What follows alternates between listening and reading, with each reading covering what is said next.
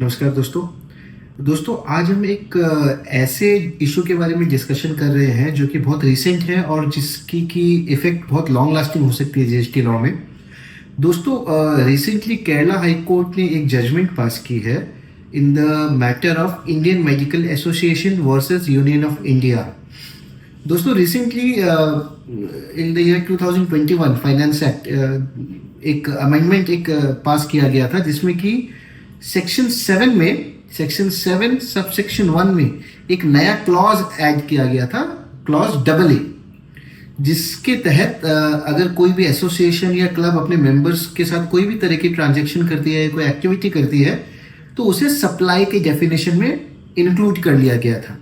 तो उसका इम्पैक्ट ये हुआ था कि कोई भी अगर क्लब म्यूचुअल बेनिफिट के लिए फॉर्म की गई है और इफ इन दैट क्लब और एसोसिएशन द कॉन्सेप्ट और the principle of mutuality is applicable, तो उस केस को भी सर्विस या सप्लाई के डेफिनेशन में कवर किया गया था। It was deemed to have been covered by the definition of supply as per this amendment, और इस अमेंडमेंट को रेट्रोस्पेक्टिवली इंट्रोड्यूस किया गया था with effect from 1/7/2017, that is जब से जीएसटी लॉ इंट्रोड्यूस किया गया। तो इसके इफेक्ट भी बहुत दूरगामी हुए,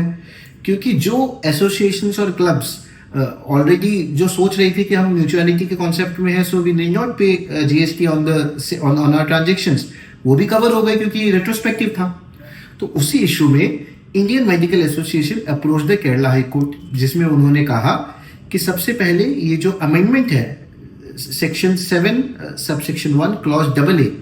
this amendment is unconstitutional because the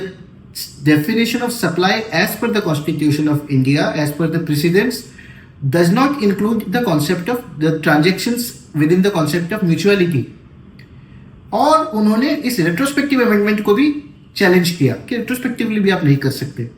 in दोनों इश्यूज को केरला हाईकोर्ट ने बहुत डीपली कंसिडर किया और एक बहुत रीजेंट जजमेंट आया जिसमें कि ये कहा गया कि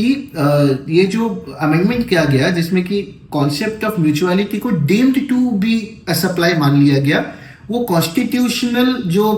अभी तक की अंडरस्टैंडिंग है उसके अगेंस्ट है, और कॉन्स्टिट्यूशन ऑफ इंडिया के अगेंस्ट के हिसाब से ये डेफिनेशन नहीं माना जा सकता। सो बहुत रीजेंट जजमेंट आप अगर पढ़ोगे तो it will be very interesting to understand that. तो केरला हाईकोर्ट ने इस अमेंडमेंट को और इस जो सप्लाई की डेफिनेशन को एक्सटेंड किया गया to include mutual benefit transactions, उसे अनकॉन्स्टिट्यूशनल करार दे दिया, और साथ में जो रेट्रोस्पेक्टिव अमेंडमेंट हुआ उस रेट्रोस्पेक्टिव नेचर को भी निरस्त कर दिया। तो अब इसके अगेन बहुत दूरगामी इफेक्ट है। Now since it has been passed by one high court, अब क्वेश्चन आता है कि जितने भी क्लब्स एसोसिएशंस है क्या उन्हें जीएसटी पे करना है या नहीं करना है अभी आगे के लिए। तो अब now that all depends on how the government acts on this, whether it is appealed against in the high court, which I personally feel it will B appealed. तो इसलिए इस केस में एक वेट एंड वॉच की strategy होनी चाहिए सभी की, कोई इमीडिएट एक्शन नहीं लेना चाहिए, क्योंकि गवर्नमेंट अगर अपील करती है तो supreme court will consider the case.